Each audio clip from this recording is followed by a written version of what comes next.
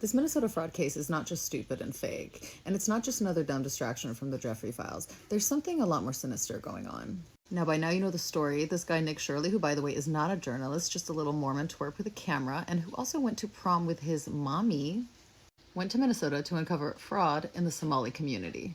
And little Nicky didn't go there by accident. He was sent there specifically by Minnesota House Speaker Lisa DeMuth, a Republican. Now, Nick has been a fake journalist for a while now. He's basically the Gen Z version of Project Veritas. Remember those lying liars? If you want an example of his past brilliant work, well, he went to the Middle East to speak to, quote, the last mayor of Gaza. Turns out that guy was a colonel in the IDF who had full control of the city when it was occupied. He also has deep ties to the Orange Clan's regime and direct connections to the idiots in the cabinet. Just earlier this year, he attended a roundtable meeting at the White House to discuss the dangers of Antifa.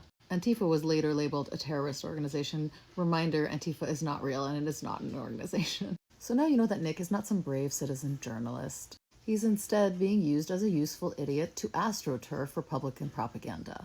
And just like Project Veritas, he is not here to report on a story. He is creating a story. He is pushing a narrative.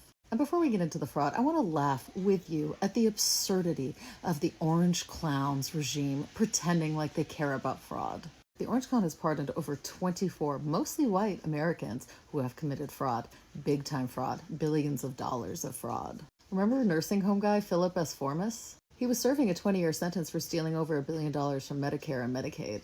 The Orange Clown pardoned him. John Davis was part of a scheme that stole about $4.6 million from Medicare. The Orange Clown pardoned him. Salomon Melgen, a Florida eye doctor, he defrauded over $100 million from Medicare and $10 million from Medicaid.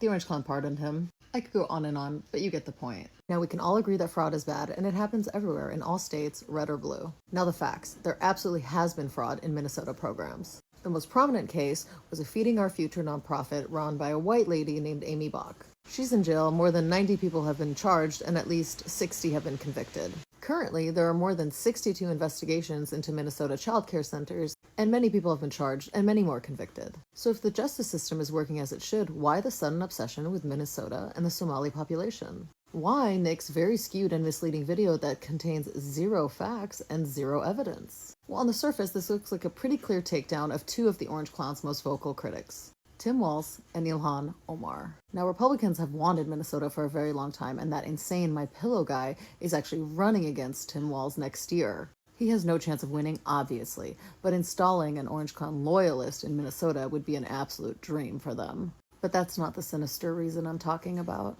The reason is that Republicans have signed into law a sleeping volcano that will effectively destroy any chances of any of them getting elected anytime in the near future. And that volcano is the ACA subsidies. Americans' healthcare costs are about to explode, and Republicans have no backup plan.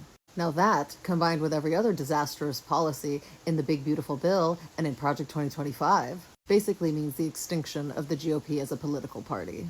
But they do have a plan, and their plan is the same as it's always been: racism.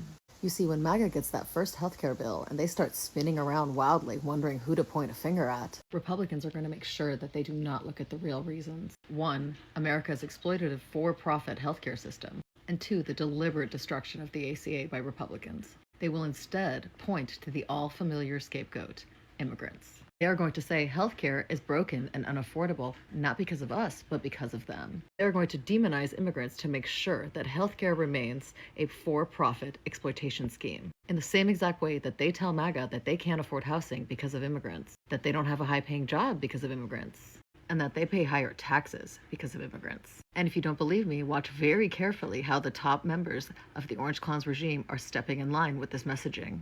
Couchboy has been tweeting nonstop about it. And chief propagandist Pee Wee German has tweeted, quote, Americans labored while non-Americans looted. Because this whole thing doesn't end with healthcare. They are currently breaking and stealing from the entire Social Security system. It has been the GOP's lifelong dream to privatize Social Security, but the problem is Social Security is extremely popular.